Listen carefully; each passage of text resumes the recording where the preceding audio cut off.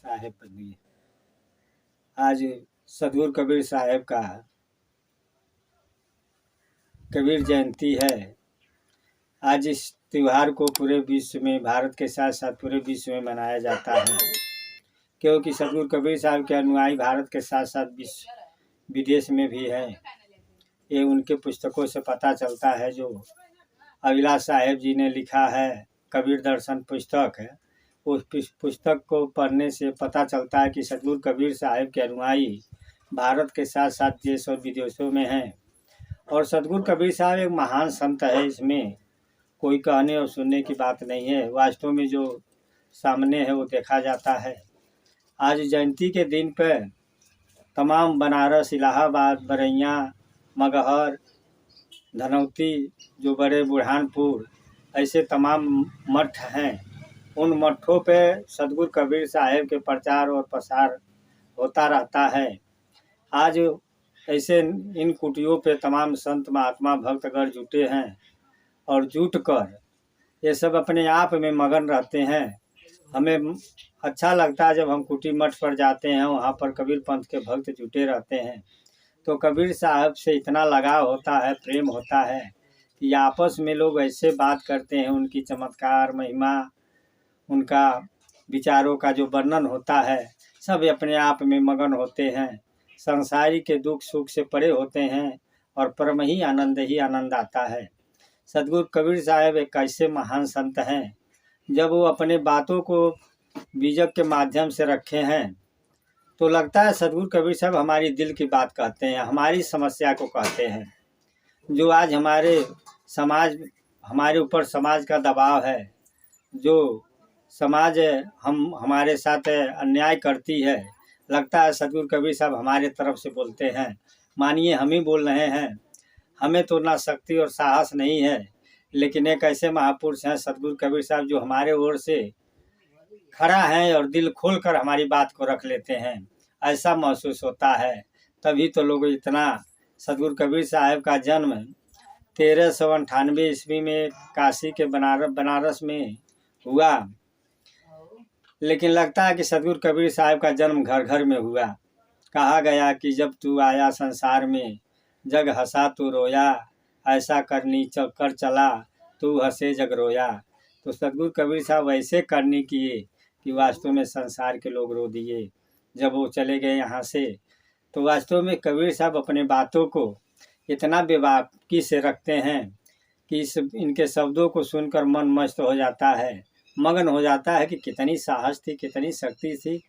उनको लगता है कि एरी से चोटी तक लगता है करेजा ही करेजा था, थोड़ा भी भय नहीं था, थोड़ा भी डर नहीं था। कहा जाता है कि उस ज़माने में मुगलों का राज चलता था। कोई ब्राह्मण ने लखनऊ में बस इतना ही कहा कि जैसे हिंदू धर्म है वैसे मुसलमान धर्म है, जैसे उनमें मुक्ति होती है वैसे इनमें मुक्ति है, दोनों में कोई अंतर नहीं। अपनी पद जो पूजा पाठ है बस ये अलग अलग है, दोनों में शांति और मुक्ति है। इतने बात पर कोई मुगल सम्राट था, उस ब्राह्मण को फांसी पर चढ़ा दिया। लेकिन सदगुरु कबीर साहब एक ऐसे संत थे जिन्होंने उसी समय पर इतना दिल खोल के बात कहे कि हिंदू कहे महिरामा ही प्यारा, तुरक कहे रहीमाना, आपस में दो लड़मड़ मुँहे मरम कोई नहीं जाना। कहते हैं कि आपस में दोनों लड़कर मरते हैं और मरम नहीं जानते हैं। क्या मरम नहीं जानते हैं?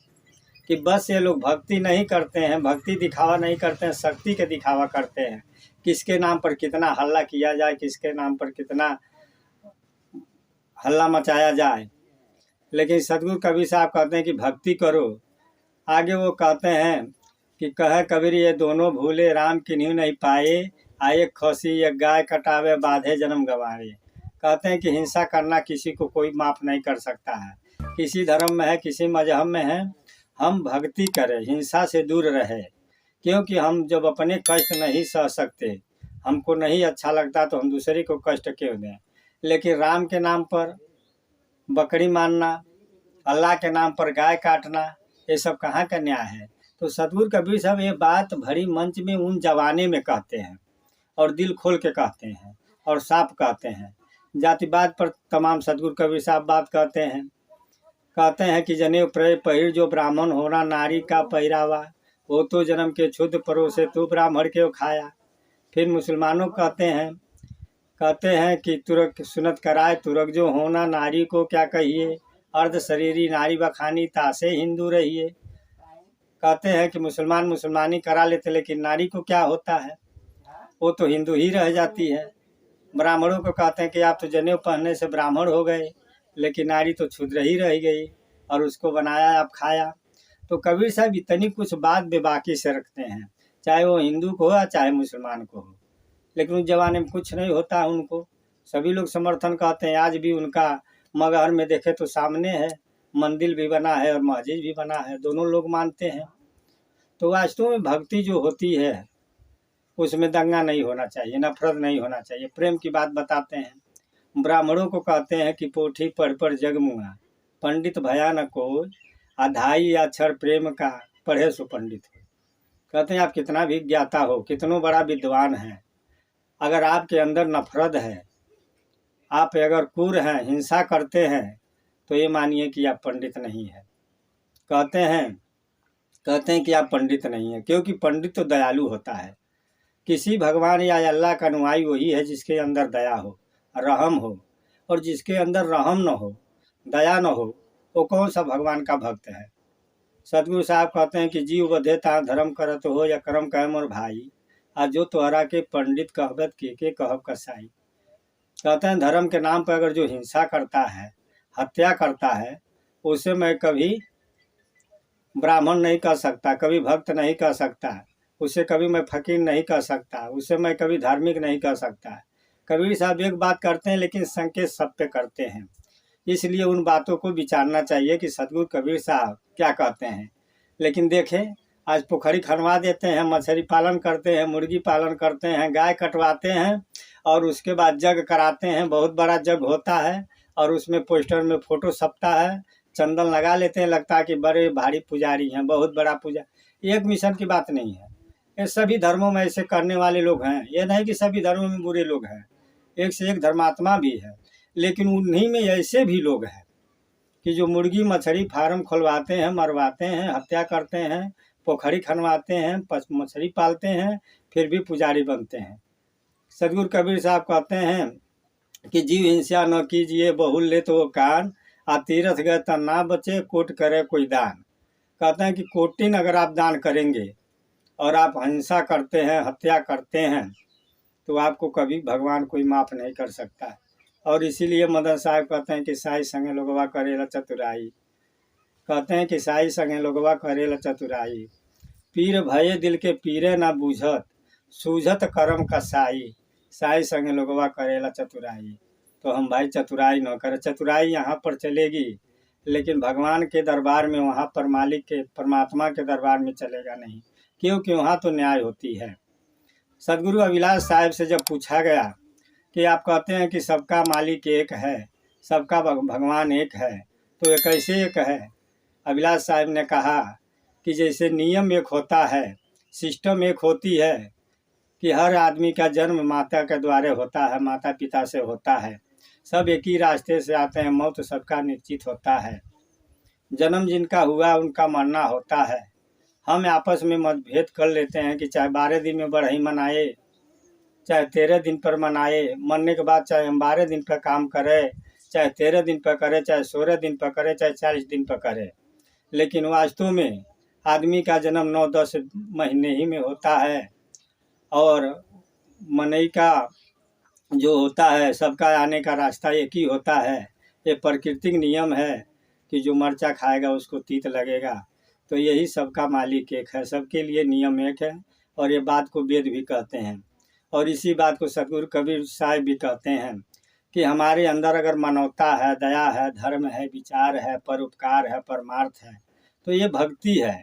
अन्यथा हम हिंसा किया करें और शक्ति का प्रदर्शन करें कि हम बहुत बड़े पुजारी हैं, बहुत बड़े पुजारी हैं, तो इससे कुछ होने वाला नहीं है। हमारे अंदर जब दया रहेगा, रहम रहेगा, तभी हम मानो कि हम पूजा और भक्ति करते हैं।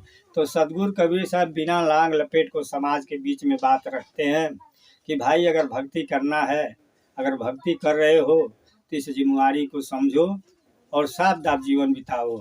और इसीलिए सदगुरु साहब की बाणी जो है हमारे दिल को छू जाती है। वास्तव में वो कहते हैं, तो लगता है कि जैसे वो हमारे हृदय की बात कर रहे हैं, हमारी बात कर रहे हैं, हमारी समस्या के बात करते हैं। और जो भी कवि विद्वान ऐसे लिखनी लिखते हैं वास्तव में वो समाज में प्रसिद्ध होते हैं। इसलिए सतगुरु कबीर साहब विश्वविख्यात संत सम्राट सतगुरु कबीर साहब आज भी हमें ज़रूरत है कि हम सतगुरु कबीर साहब के बातों को सुने और समझें।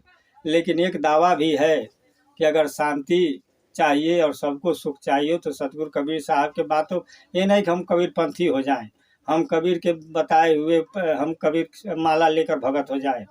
लेकिन हम ये बात को विचार करें कि कबीर ने क्या कहा है।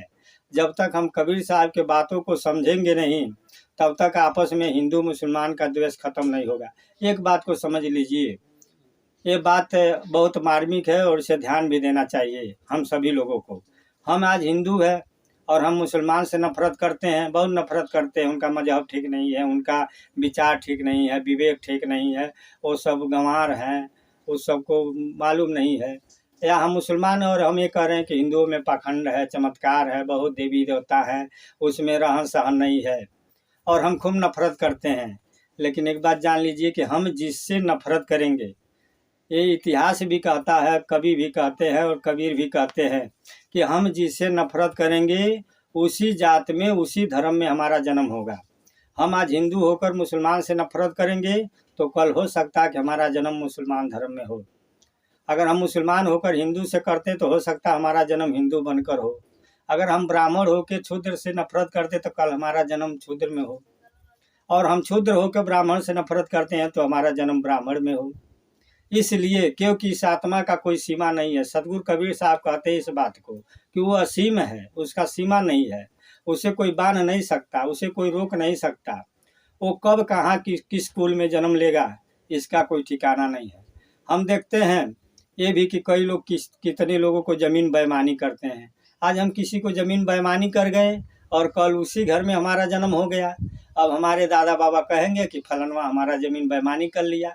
जब बेईमानी करने वाला भी मैं हूँ और यहाँ सहने वाला मैं ही बना। तो इसलिए सतगुरु साहब कबीर साहब इस बात को कहते हैं कि कबीर खरा बाजार में चाह सबकी खैर, ना काहू से दोस्ती ना काहू से बैर। इसीलिए वो कहते हैं कि जितनी दोस्ती बहुत बुरा होती है उतना ही बैर भी बुरा होता है। हम अगर राग में भी पागल बन जाते हैं तो द्वेष में भी पागल बन जाते हैं। जब हमें बहुत किसी से मोह हो जाता तो हमको भी विवेक करने का शक्ति नहीं रह जाती। इसी तरह किसी से जब नफरत हो जाता है तो हमें सब विवेक करने की शक्ति नहीं रह जाती। इसलिए सतगुरु कबीर के अगर हम विचारों को सुने तो वास्तव में भारत में नहीं पूरे विश्व में शांति छा जाएगी। क्योंकि उन्होंने अपनी बात को बहुत बारीकी से और साफ दांत में रखे। कहते हैं कि एक त्वचा हर मनमुद्रा, एक रुधिर एक गुद्दा, एक बूंद से सृष्टि रचल बा, को ब्राह्मण को क्षुद्रा। कहते हैं भाई रे दू जगदीश कहाँ से आया, कहो कौन बौराया, अल्लाह राम करिश्मा केशो हरि हजरत नाम धराया। वही महादेव वही मोहम्मद ब्रह्मा आदम कहिए, आको हिंदू को तुरक कहावे एक जमी पर रहिए। इसलिए हम आज कबीर जयंती के दिन कबीर साहब के बातों को समाज में रखा। इस बात पर ध्यान देना चाहिए और कबीर के बातों को समझना चाहिए। हम भगत बने या न बने, कबीरपंथी बने या न बने, लेकिन कबीर के बातों को समझें और विचार करें, हमारा जीवन सुखद होगा। आइए